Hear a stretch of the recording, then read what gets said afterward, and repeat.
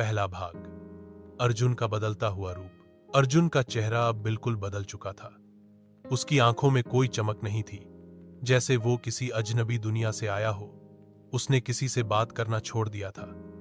उसके मुंह से बस यही शब्द निकलते थे, वो वापस आएगी।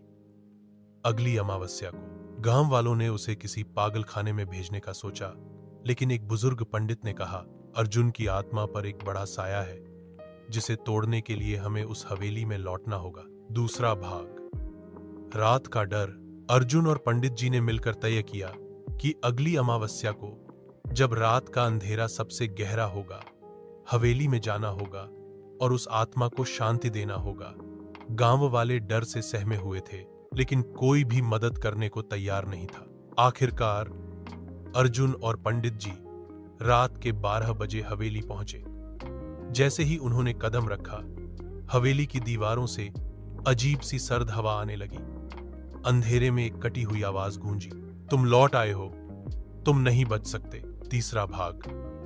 आत्मा की सच्चाई। अर्जुन ने पंडित जी से कहा, यह वही जगह है जहां मेरी दादी ने मुझे बताया था कि एक औरत को जलाया गया था, पर सच क्या था? क्या हम जान पाएंगे?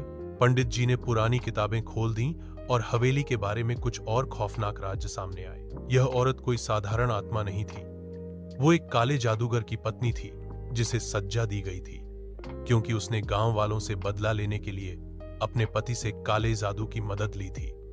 लेकिन एक रात उसकी आत्मा ने पूरे गांव को परेशान करना शुरू कर दिया था। उसे शांत करने के लिए उसे जिंदा जलाना पड़ा था।